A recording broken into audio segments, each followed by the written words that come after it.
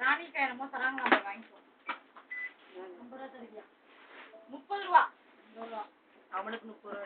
50 ரூபா. ஓ அவனுக்கு 50 ரூபா. 50 ரூபா வாங்கிக்கோ. உங்க முதல் படம் ரிலீஸ் ஆயிடுச்சு. எச்சரி பிரிண்ட்.